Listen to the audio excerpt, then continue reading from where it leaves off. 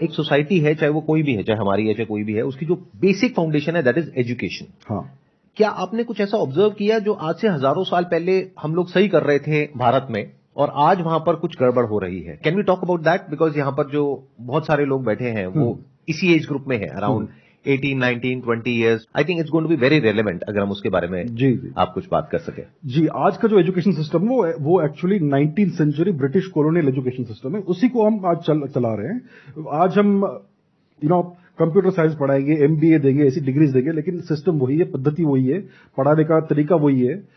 Focus is on exams, focus is on memorisation, focus is on degrees, और school में focus is on complete absolute obedience. May I get up teacher, may I sit down teacher, may I drink water teacher. आप सांस भी नहीं ले सकते without taking permission from the teacher. तो आप एसेंशियली बिल्कुल ओबीडियंट शीप बन रहे हो। You are not allowed to ask questions, you are not allowed to think.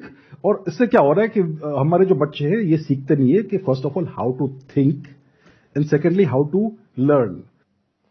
You have to learn how to learn. आप कुछ नई स्किल या कोई नया कंसेप्ट कैसे सीखेंगे? आप सिर्फ मेमोराइजेशन करके नहीं सीख सकते, आपको एक्चुअली उसको इंप्लीमेंट, उसको यूज करना है to solve problems in real life. That is a real acquisition of a skill, और ये सब हमें सिखाया नहीं जाता है। तो हिस्टोरिकली कैसा था? हिस्टोरिकली हमारा सिस्टम बहुत अलग था। वैदिक समय में गुरुकुल सिस्टम था, जैसे हम सब जानते हैं, लेकिन गुरुकुल क्या था, ये हर कोई गुरुकुल नहीं जाता था। हमारा एक्चुअल जो एजुकेशन सिस्टम था, it was centred around temples. हमारे पूरे सिविलाइजेशन में, पूरे सबकॉन्टिनेंट में हर जगह टेम्पल्स होते थे। सो टेम्पल्स जो थे, मंदिर जो थे, they were the centres of our education system. और हर मंदिर, जो छोटा मंदिर होता था, वो लोकल जो बच्चे होते थे आजू बाजू के, उनको बेसिक एजुकेशन देता था, लाइक काखा गाघा ये सब, और बेसिक गणित, मैथमेटिक्स। फिर बड़े टेम्पल होते थे जहां पर मोर एडवांस एजुकेशन मिलता था, और फिर कुछ बड़े बड़े विश्वविद्यालय हुआ करते थे, तक्षशिला, नालंदा, हमने सुना है इनके बारे में, जहां पर best education in the entire world मिलता था। और दुनिया भर से लोग आते थे, ग्रीस, यूनान से आते थे, चाइना से आते थे, चीन, श्वानजांग एक्सेट्रा, सेंट्रल एशिया से स्कीथियंस आते थे। हर कोई यहां पर भारत में आता था ज्ञान प्राप्त करने के लिए। तो हमारा बहुत सिस्टमैटिक एजुकेशन सिस्टम था, और हर जगह स्प्रेड था, डिसेंट्रलाइज था, ये था। और उसका फोकस था ज्ञान एक्चुअली अक्वायर करने का। और हर व्यक्ति को let's say masters degree level तक का एजुकेशन की जरूरत नहीं होती थी। Most people just want to acquire एक पर्टिकुलर स्किल सेट, उससे वो अपना जीवन शुरू करना चाहते थे। You would get basic education, काका गागा, लैंग्वेज इज वेरी इंपॉर्टेंट, और दूसरा मैथमेटिक्स, बेसिक मैथमेटिक्स, एरिथमेटिक। आपके जीवन में कभी अलजेब्रा, ट्रिगोनोमेट्री की जरूरत नहीं पड़ेगी। I study advance mathematics, I love it, but I am telling you, you don't need advance mathematics in life. आपको सिर्फ एरिथमेटिक की जरूरत पड़ती है। तो एरिथमेटिक और लैंग्वेज सिखाते थे, और फिर कोई स्किल सेट जो आप अप्रेंटिस होके कर सकते हो। तो टिपिकली जो यंग लोग थे, वो 14, 15, 16 साल के उम्र तक एक्चुअली काम करना शुरू करते थे as part timers, and then eventually they would go into family business and all. ये बहुत हजारों वर्षों से चलता आ रहा था ये सिस्टम। तो हमारा सिस्टम ये था। और कुछ लोग, मे बी 1%, 2% को विश्वविद्यालयों में एंट्रेंस मिलता था, only on the basis of ability and merit. और जो हमारा एजुकेशन सिस्टम था वो पूरा फ्री था। It was always subsidised by the Kings, by the kingdoms, emperors and state. कभी भी आपको ₹1 का फीस देना नहीं पड़ता था। ऐसा नहीं था कि आपको मंथली रिकरिंग गुरु दक्षिणा देनी होगी, और आप अगर 1 साल की देंगे तो आपको 10% ऑफ मिलेगा। It was not like that. It was completely free. It was all given by the Kings. तो ये इन अ नटशेल हमारा एंशिएंट एजुकेशन सिस्टम था। It was focused on actual education. आप सचमुच कुछ सीखते थे, आप रियल वर्ल्ड स्किल्स एक्वायर करते थे, जिससे आप रियल वर्ल्ड प्रॉब्लम्स को सॉल्व कर सको। आज का एजुकेशन सिस्टम है, आप बैचलर्स डिग्री या मास्टर्स डिग्री लेकर निकलेंगे, you are clueless. Unfortunately situation ये है आज। आप अगर कंप्यूटर साइंस डिग्री लेंगे तो आपने उसको एसेज लिखना पड़ता है एग्जाम में। These are problems. अभी थोड़ा बहुत सॉल्व हो रहा है, I am not saying everything is bad, but we have a long way to go. तो education system is the foundation of any civilisation, और इसे हमें रिफॉर्म करने की बहुत आवश्यकता है। अभी कुछ रिफॉर्म्स हो रहे हैं, but I think it's not enough. और उस टाइम पे ऐसा क्या था जो आज से बिल्कुल अलग था, इन द सेंस कि उस टाइम पे भी एक गुरु होते थे गुरुकुल में या टेम्पल में, और शिष्य होते थे। आज भी ऐसे ही होता है। आज एक टीचर है और क्लास में स्टूडेंट्स हैं। जी। तो एग्जैक्टली क्या डिफरेंस था जिसके बेस पे हम ये कह सकते हैं कि उस टाइम का जो एजुकेशन हमारा सिस्टम था वो आज के सिस्टम से बेटर था? पहली बात है, इट वॉज कम्प्लीटली फ्री। तो जो गुरु होते थे या जो शिक्षक होते थे, उनका जो सैलरी होता है लेट्स से, और उनका जो टेम्पल का अपकीप का जो भी पैसा है, या फिर जो भी college what ever it is, वो सब वहां के जो लोकल राजा होते थे वो देते थे। So there was no pressure of money on the guru. So वो स्टूडेंट को एज अ रिसोर्स नहीं देखते थे। As a resource to be exploited नहीं देखते थे। और दूसरी बात होती थी कि जो आपका जो कोई गुरु है वो आपके जीवन भर के गुरु है। ऐसा नहीं कि अभी आपने आपने 2 साल के लिए स्टडी कर लिया, अब उनको पेमेंट नहीं दे रहे हो, सो आपके गुरु आपके टीचर नहीं रहे। ये एक बार आपके गुरु हुए तो लाइफ लॉन्ग गुरु होते थे, ये लाइफ लॉन्ग रिलेशनशिप होती थी। आज ट्रांजैक्शनल सिस्टम है, अगर आपने नेक्स्ट मंथ पेमेंट नहीं किया तो आपके टीचर नहीं रहे। तो एसेंशियली आज देखिए, आज हमें सिखाया जाता है कि हमारे टीचर्स हमारे गुरु है। ये सच बात नहीं है। There is a huge difference between a guru and a teacher. आज के टीचर्स में मुझे दुख से कहना पड़ता है, दे आर सर्विस प्रोवाइडर्स। आपको एक सर्विस प्रोवाइड करते हैं for which you have to pay in advance. ये डिफरेंस है, मेन कोर डिफरेंस ये है। उस समय गुरु कभी आपसे पैसा नहीं लेते थे, गुरु दक्षिणा का सिस्टम था, it was once in a lifetime. आपका पूरा एजुकेशन हो गया, फिर आप वॉलंटरीली उनको कुछ दे सकते हो। ये होता है गुरु दक्षिणा। ऐसा नहीं कि गुरु की दक्षिणा नहीं दी तो आपका एजुकेशन नहीं होगा। It was completely optional, completely voluntary. तो ये मेन डिफरेंस है। आई think it's a big difference, क्योंकि इससे जो डायरेक्ट कनेक्शन है वो है उस गुरु की जो रिस्पेक्ट है। हाँ, वो उस टाइम पे मैं इमेजिन कर सकता हूं कि कितनी ज्यादा होगी। बिल्कुल। आई एम श्योर उस गुरु को उस टाइम पे किंग से लेकर के जो नीचे जो लोग हैं सबसे रिस्पेक्ट मिलती होगी, और एक ऐसा दर्जा मिलता होगा सोसाइटी में कि वो अपने आप में एक बहुत बड़ा मोटिवेशन था उस टाइम पे उस गुरु के लिए। बिल्कुल। कि अब मुझे सेल्फलेसली जो बच्चे आ रहे हैं उनके अच्छे के बारे में सोचना है, क्योंकि उसका अपना जो सेल्फ इंटरेस्ट था that has been taken care of. Once your basic core self interest is taken care of, then you can serve society. और ये प्रॉब्लम है। उस समय हमारा जो सोसाइटी था, इट वॉज वेरी प्रॉस्परस, बहुत ही वेल्दी सोसाइटी था। अगर आप जीडीपी का अगर स्टडी करेंगे, एंगस मैडिसन की किताब पढ़ेंगे, so India contributed at least 1/3 of the entire world GDP until 1700s। ये सिचुएशन था। And before 0 AD it was even more. तो इंडिया वॉज एक्सट्रीमली प्रोसेस। अगर आपके पास मनी नहीं है और सरप्लस टाइम नहीं है तो आप एक अच्छा बड़ा सिविलाइजेशन क्रिएट नहीं कर सकते। So we had all that. Historically temples were incredibly wealthy. इसीलिए जो बाहर के जो तुर्क वर्क आए वो सब टेम्पल्स को अटैक करते थे, क्योंकि वहां पर इतना सारा वेल्थ होता था। और आज 1-2 टेम्पल्स बच गए हैं जहां पर ऐसा वेल्थ बच गया है। One is the Shri Anant Padmanabha Swamy temple south में। वहां पर एटलीस्ट जो जितना खोला है वहां पर एटलीस्ट $1 ट्रिलियन वर्थ का वेल्थ है। और ऐसा हर जगह होता था, बहुत वेल्थ होता था। सो पीपल रिस्पेक्टेड, ये रिस्पेक्ट था कि हम आपको इतना डोनेशन देंगे for the upkeep and for future upkeep, let's say 100 साल में, ताकि आपको कोई भी तकलीफ नहीं हो और आप समाज की सेवा कर सके एज गुरुज। तो देखा जाए तो एजुकेशन एक्चुअल में टेम्पल में होती थी। That in itself is a big thing, क्योंकि then we are equating education and learning with worship. Absolutely. आज तो वो एक जरिया है बस पैसा कमाने का या कहीं से फटाफट से सेट हो जाने का, जो टिपिकल एक लैंग्वेज हम यूज करते हैं अपने घरों में कि ये लड़का तो सेट हो गया, ये लड़की सेट हो गई, वटेवर। वो दोनों तरीके से होता है। घर वाले अलग तरीके से बोलते हैं, आप लोग अलग तरीके से बोलते हैं। 1/3 of the entire GDP of the world हम लोग कंट्रीब्यूट करते थे। उसके बाद में फिर ऐसा क्या हो गया कि आज हम इस लेवल पर हैं? तो ये क्यों हुआ? हम इतना significant portion of the world GDP कैसे हम देते थे? It is because we were a completely fully industrialised civilisation. अगर आप 5-6 हजार वर्ष पहले के आर्कियोलॉजिकल रिकॉर्ड को देखेंगे, सरस्वती सिंधु एरिया में, सप्त सिंधु एरिया में, जिसे आज हम हड़प्पन या इंडस वैली रीजन बोलते हैं, तो वहां पर आपको दिखेगा कि हर सिटी, हर विलेज, हर बड़ा शहर, हर छोटा गांव में जो रोड्स होते थे वो बिल्कुल स्टैंडर्डाइज तरीके से ग्रिड सिस्टम में लेआउट होते थे। और दूसरी बात थी कि वहां पर बहुत अलग अलग इंडस्ट्रीज थी। Ship making industry, hydro engineering industry, bead making industry, हर प्रकार की इंडस्ट्री हुआ करती थी। So we were a completely fully industrialised civilisation 5,000-6,000 years before today. और फिर क्या हुआ कि जो ब्रिटिश आए भारत में, उन्होंने सिस्टमैटिकली भारत को डी इंडस्ट्रियलाइज कर दिया, सारे इंडस्ट्रीज नष्ट कर दी उन्होंने। Until 1700 we were still a fully industrialise civilisation. उन्होंने सारी इंडस्ट्रीज क्यों नष्ट की? क्योंकि वो इंडिया को एज अ मार्केट बनाना चाहते थे। They wanted India to be converted to a market so that they can extract more wealth out of India. वो अपना थर्ड रेट चीप कॉटन और वो जो भी फैब्रिक टेक्सटाइल वो बनाते थे मैनचेस्टर में, वो यहां पे डंप करना चाहते थे। In exchange for that they wanted to extract India's gold and silver out of India. So British ने भारत को कंप्लीटली डी इंडस्ट्रियलाइज कर दिया। और दूसरा, everybody in India had land, सबका लैंड उन्होंने हड़प लिया।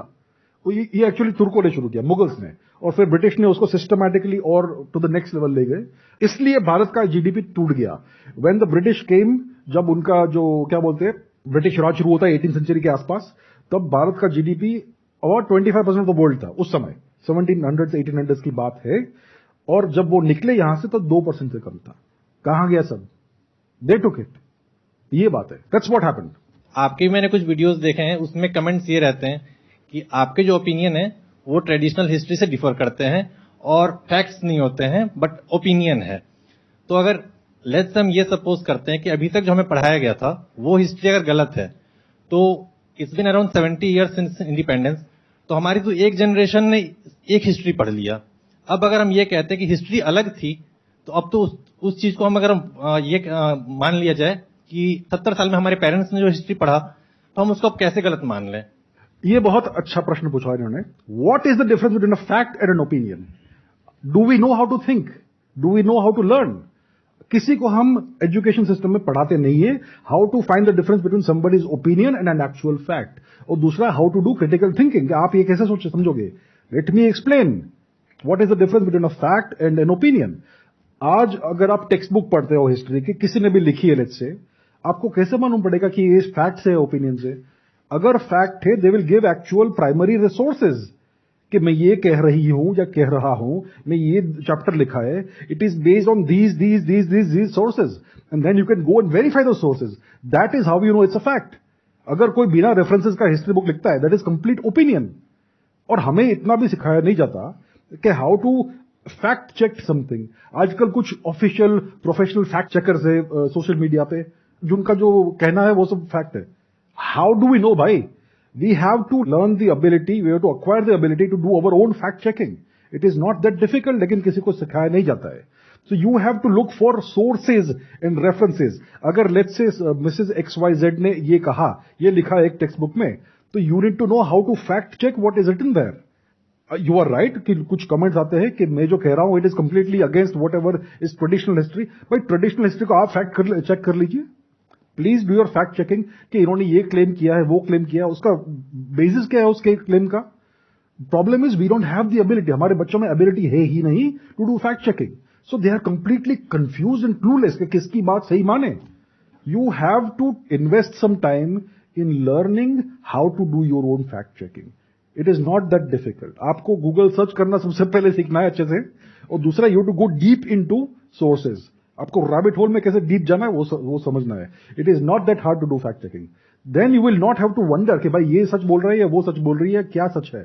You will know after half an hour to और let's say 1 day of research, आपको सब समझ में आ जाएगा। अब यहां पे मेरा एक क्वेश्चन है कि आप कह रहे हैं कि फैक्ट चेकिंग के लिए हमको क्या करना पड़ेगा कि अलग अलग रिसोर्सेज से जा करके देखना पड़ेगा, उसको वेरीफाई करना पड़ेगा कि अगर ये बात लिखी गई है तो ये इसका सोर्स क्या है, कहां से आ रहा है। जी। मान लो उसका जो सोर्स है वो ये 2 बुक्स हैं जहां से आ रही है, उनका सोर्स क्या है? 2 बुक्स हैं, उसका सोर्स क्या है? Exactly, go deep. वही तो कह रहा हूं, go deep into the rabbit hole, go to the primary sources कि भाई राजा चंद्रगुप्त के समय का ये इंस्क्रिप्शन है, that is the original source, that is the primary source. So you have क्या to वो अवेलेबल है हमारे पास में? अगर अवेलेबल नहीं है तो there is no, then that's an opinion. That's just opinions. अगर कोई चीज अवेलेबल नहीं है उसके बारे में आप बोल रहे हो, that is conjecture, that is speculation, that could be opinion, that could be right और रॉन्ग। लेकिन अगर कोई हार्ड एविडेंस है, आर्कियोलॉजिकल एविडेंस कि भाई इस जगह पर ये इंस्क्रिप्शन है इस डेट का, तो दैट इज हार्ड स्टोन, उसको आप चेंज नहीं कर सकते।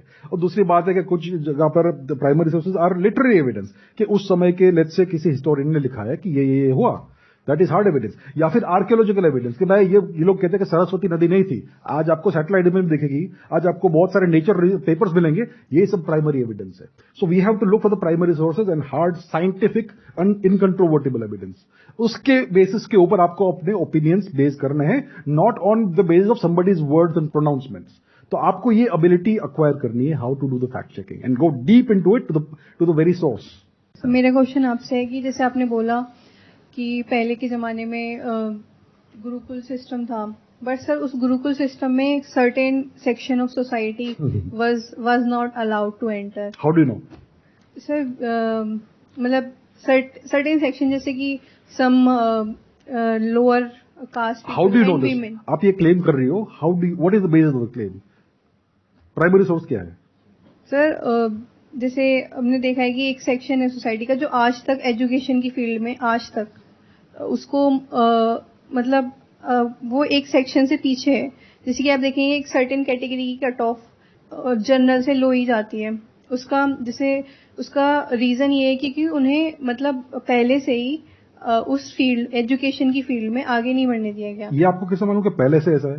पहले के जमाने में ऐसा आप बोल रहे हैं सब कुछ सही था, बिल्कुल ठीक था, एकदम से अंग्रेजों के आने पे खराब हो गया। बट मुझे नहीं लगता ऐसा है, क्योंकि पहले भी बहुत सारी कमियां थी जिसकी वजह से अंग्रेज आए और उन्होंने देखा कि ये कमियां हैं, इसलिए वो अटैक कर पाए, इसलिए वो इतना नुकसान कर पाए हमें। जी, अब आप अपना ओपिनियन दे रही कि कुछ कमियां थी भारत की सोसाइटी में।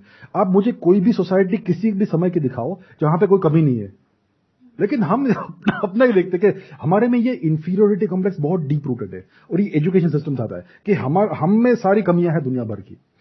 मैं आपको एक रेफरेंस देता हूं। धर्मपाल जी थे एक हिस्टोरियन और स्टैटिस्टिशियन जिन्होंने ब्रिटिश डेटा को कंपाइल किया। जब ब्रिटिश ने अपना एजुकेशन सिस्टम इंपोज किया भारत में 19th सेंचुरी में, उसके पहले उन्होंने बहुत सिस्टमैटिक सर्वे किया था सारे इंडियन टेम्पल स्कूल्स का और सारे इंडियन स्कूल्स का। तो उनके स्टैटिस्टिक्स अवेलेबल है जो ब्रिटिश नहीं कंपाइल किए, हमने नहीं कंपाइल किए। उनका मैं स्टैटिस्टिक्स आपको बोलता हूं, read that, it's a multi volume book, the beautiful tree by Dharampal. उसमें क्या मिलता है आपको?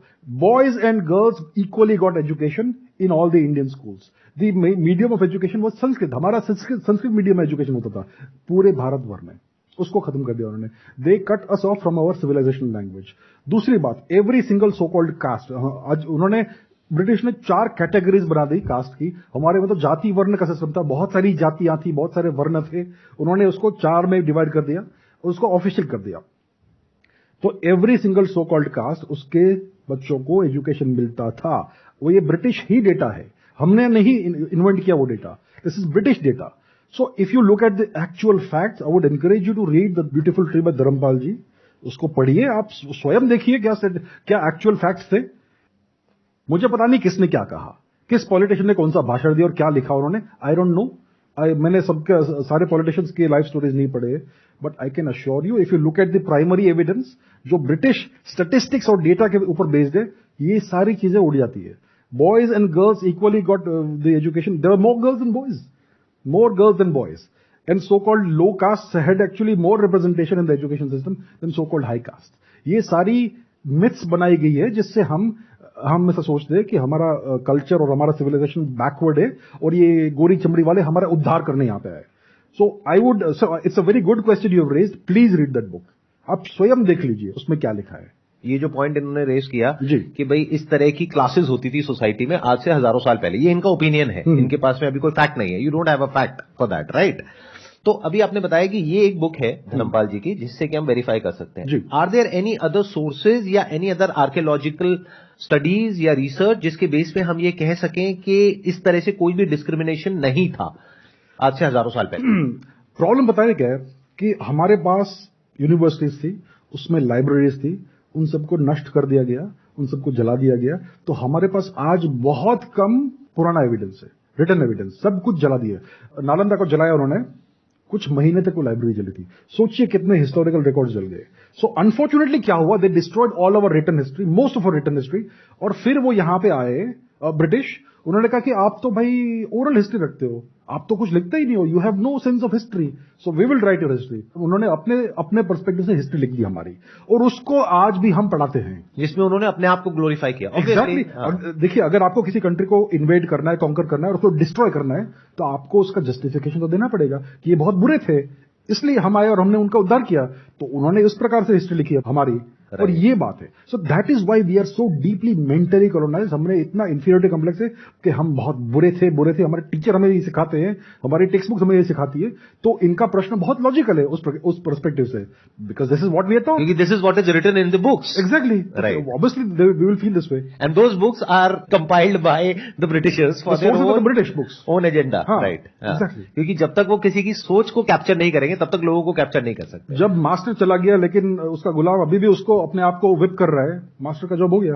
We are still whipping ourselves, we are still chaining ourselves without the coloniser being here, we are still mentally colonised. और हमारा education system उस mental colonisation को perpetuate करता है, generation after generation after generation. ये प्रॉब्लम है। जैसे हम बचपन से ही महाभारत देखते आ रहे हैं, पढ़ते आ रहे हैं, तो उसमें वो एक कर्ण के लिए है कि मतलब उसको एजुकेशन से मतलब वंचित रखा गया। हाँ, आपका क्या टेक है उसमें कि वो क्या वो मिथ है जो हम पढ़ते आ रहे हैं? किसी भी सोसाइटी में क्लासेस होते हैं, डिविजन होते हैं, there is no such thing as equality in society. आप रोमन सोसाइटी को देखिए, ग्रीक सोसाइटी को देखिए। ग्रीक सोसाइटी में हमें कहते हैं कि डेमोक्रेसी था। आपको पता है ग्रीक सोसाइटी का डेमोक्रेसी कैसा था? First of all, only males could vote. Secondly, only rich males could vote, prosperous males. और उस सोसाइटी में स्लेव्स भी थे। भाई किसी सोसाइटी में अगर आप स्लेव्स रखते हो तो उसको आप डेमोक्रेसी कैसे कहेंगे? लेकिन हमें पढ़ाते हैं कि ग्रीस वाज अ डेमोक्रेसी। तो ये सब चीजें, if you look at any society from any time in the world, आपको इक्वालिटी नहीं मिलेगी। Equality is a myth. We can give equal opportunities to people, but you will not get equal outcomes. तो Karna was not a prince. अगर आप let's say 19th century England में जाओ, ठीक है, वहां पर प्रिंसेस को एजुकेशन मिल रहा है from a top class teacher, और कोई भाई फार्मर का बेटा आके कहेगा कि मुझे भी वही एजुकेशन दो, मार के भगाएंगे उसको। This is how it is. एक रॉयल टीचर हर किसी को एजुकेशन नहीं देगा। So you can not expect the son of a charioteer to get the education of a prince. There are classes in society, that has always been there, it is still there today, it will always be there in the future. उसमें क्या गलत हुआ? Everything was not good in past, so we can say that we are moving forward. We were once backward, now we are getting better. Yes. No, I don't disagree completely with it. We were way better 1,000 years ago. Then क्या हुआ कि our society got invaded and destroyed. हमारी society जिस प्रकार से function होती थी 1000 वर्ष पहले, उसको तोड़ दिया गया by the Turks who invaded India. They destroyed the way society functioned. जो हमारे जो मेन इंस्टीट्यूशन थे, एजुकेशन सिस्टम और हमारे जो रूलर्स थे, उन सबको हटा दिया गया और एक फॉरेन सिस्टम हमारे ऊपर इंपोज किया गया। और जब आपका सोसाइटी, आपका सिस्टम जिस प्रकार से इवॉल्व हुआ है उस प्रकार से फंक्शन नहीं कर सकता, तो उसमें कुछ विकृतियां आ जाती है over a period of 1000 years. So these things happen. Some bad qualities come inside. कुछ विकृतियां बाहर से आती है, कुछ विकृतियां अंदर बन जाती है। If you are not allowed to function the way you have evolved to function for thousands of years, something will go wrong. देखिए, एग्जाम्पल देता हूं। We all know about Apple Corporation. Apple, iPhones, all that. उसका foundation किसने किया? उसको found किया Steve jobs ने। Now Steve Jobs was the founder of Apple. He ran Apple for a few years. फिर उसको निकाल दिया और फिर एक नया बॉस आ गया, उसका मुझे नाम याद नहीं है। And then the new management ran Apple into the ground. It nearly went bankrupt. So किसकी गलती है? Is it the fault of the employees और the leadership that the company got bad practices inside it? Everything went wrong. Who is at fault, the employees और the leadership? Leadership. And then Steve Jobs comes back and he fixes the problem because of the better leadership. In India for the past 1000 years we had horrible leadership and everything went wrong internally. किसको आप blame करेंगे? स्वयं को blame कर देंगे कि हमारी society खराब है या फिर लीडरशिप खराब थी? Think logically. क्रिटिकल थिंकिंग की जरूरत है हमें। पूरे विश्व का सबसे पुराना जो टेक्स्ट है वो है ऋग्वेद। ऋग्वेद में बहुत सारे श्लोक है जिसके ऑथर लेडीज है, महिलाएं। गार्गी, घोषा, लोपामुद्रा, बहुत सारे नाम है। आप मुझे पूरे विश्व में कोई भी रिलीजियस टेक्स्ट दिखाइए, फाउंडेशनल रिलीजियस टेक्स्ट, जिसका एक शब्द भी किसी महिला ने लिखा हो। If you have read Upanishads तो उसमें आप देखेंगे बहुत जगह पर there are lot of females जो आत्मज्ञान प्राप्त कर रही हैं। आत्मज्ञान which is the highest form of knowledge. Vedas मतलब नॉलेज एंड वेदांता मतलब the essence of all Vedas, the supreme knowledge. That means knowledge related to the self. और वो सेल्फ नॉलेज भी दी जा रही है फीमेल्स को और वो फीमेल्स आगे उस नॉलेज को शेयर कर रही हैं। तो ये बहुत बड़ी बात है जो ये कह रहे हैं। This is not a small thing. इससे आप आइडिया लगा सकते हैं कि डिस्क्रिमिनेशन था या नहीं था, और था तो किस लेवल पे था। और उन फीमेल्स का भी आप बैकग्राउंड चेक कर सकते हैं। They were not from royal families. जी बिल्कुल। इनफैक्ट अष्टावक्र गीता अगर आप पढ़ेंगे तो अष्टावक्र जिनकी हम बात करते हैं, he was not a king. और उनकी पूजा कर रहे हैं कौन? राजा जनक। दूसरा एग्जांपल है चंद्रगुप्त मौर्य। किनके पुत्र थे वो? किनके पुत्र थे? उनका लीनिएज क्या था? कुछ नहीं था। He became the emperor of all India. ये था भारत। कहां है डिस्क्रिमिनेशन? उनके गुरु कौन थे? विष्णुगुप्त चाणक्य, ब्राह्मण। फैक्ट्स देखिए प्लीज। मैं यही कह रहा हूं, please think critically, look at actual data, look at actual facts, think on your own without taking someone's opinion as your thoughts. इस तरह से अगर आप समझेंगे तो there are lot of things which are not right in almost all the societies. तो हम गलती क्या कर रहे हैं? एज ही सेइंग कि हम अपने आप को ब्लेम कर रहे हैं, अपनी सिर्फ कमियों को देख रहे हैं, अपनी जो अच्छाइयां उसको नहीं देख रहे। हम ये नहीं देख रहे कि whatever the system was, we contributed to 1/3 of the GDP of the world. That is big thing. इसका मतलब समझो ना क्या था कि मतलब वी वर प्रॉस्परस. तो जो भी सिस्टम था, including the limitations of the system, उसकी प्रॉब्लम्स के बावजूद भी we were doing financially well. जो आई थिंक जो सिटीज थी, दोज वर ऑल्सो प्लान्ड, जहां तक मैंने पढ़ा है, सुना है. Better drainage system than what we have today in India. अभी लास्ट ईयर फ्लड्स हुए थे पाकिस्तान में, हर जगह पाकिस्तान में फ्लडिंग हो गया था, लेकिन मोहनजोदड़ो में पानी निकल गया. कहां से? 5000 ईयर ओल्ड ड्रेनेज सिस्टम जो हमारे पूर्वजों ने बनाया. देखिए, कोई भी सोसाइटी अगर प्रॉस्परस है तो it is a function of the success of the society. और किसी भी सोसाइटी पे बहुत सिस्टमैटिक इश्यूज है, बहुत डीप रूटेड इश्यूज है, तो वो प्रॉस्परस नहीं हो सकती unless it is an empire like the Roman empire, जो दूसरों को कॉलोनाइज करके उनकी वेल्थ छीनती है, या ब्रिटिश एम्पायर जो प्रॉस्परस हो गई दूसरों की वेल्थ छीन के. हमने किसी को कॉलोनाइज नहीं किया, but we can become prosperous on our own through our own output. तो दैट टेल्स यू हमारी सोसाइटी एक्चुअली बहुत अच्छी थी. कुछ ना कुछ इश्यूज होंगे यहां वहां, but nothing major. That is you to understand. और अगर थे भी तो कब नहीं थे? क्या ब्रिटिशर्स के टाइम पे नहीं थे? बट हो सकता है हमको इस तरीके से प्रोग्राम कर दिया गया है कि उस टाइम पे जो कुछ इश्यूज थे उसको इतना हाईलाइट कर दिया है, सिर्फ इश्यूज को. और जो भी अच्छी बातें वो मुझे नहीं पता कहां पर है टेक्स्ट बुक में. एक एग्जांपल है, ब्रिटिश एम्पायर, जहां पर 19th सेंचुरी में the sun never set on the British empire. इतना बड़ा एम्पायर था, ठीक है. आप चार्ल्स डिकेंस की बुक्स पढ़िए. चार्ल्स डिकेंस बहुत ही फेमस 19th सेंचुरी नॉवेलिस्ट था ब्रिटेन का. क्यों फेमस था? क्योंकि वो एक्चुअल लाइफ दिखाता था विविडली. उसके हीरोज को देखिए और उस समय के ब्रिटेन को देखिए, उनके बुक से ही, उनके नॉवल से ही. Poverty everywhere, inequality everywhere. Oliver Twist की कहानी देखिए, पुअर ऑर्फन, उसको कितना मिसट्रीट करते हैं. वहां पे कितने पुअर लोग होते हैं जो पुअर हाउस में रहते हैं, उनके पास रात को सोने की जगह नहीं होती है. London was full of poverty and crime in the greatest empire in the world. ये सच है. These are facts. इंडिया में कभी ऐसा नहीं था. वी हैव टू अंडरस्टैंड, हमें कंपैरेटिव स्टडी भी करना चाहिए. ब्रिटिश एम्पायर का स्टडी कीजिए, उनका सोसाइटी कैसा था. वो 13 साल के बच्चों को हैंग करते थे for stealing a loaf of bread. Bharat में कभी ऐसा होता था? Please understand the real world. बाहर जाके देखिए, कंपैरेटिव स्टडी कीजिए और फैक्ट्स देखिए, then you will know the truth. So I invite you all to do that for yourselves.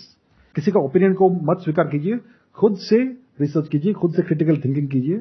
Examine the evidence and actual facts. Thank you so much sir यहां पर आने के लिए. It was pleasure meeting you and pleasure talking to you. Thank you so much. Big round of applause for him.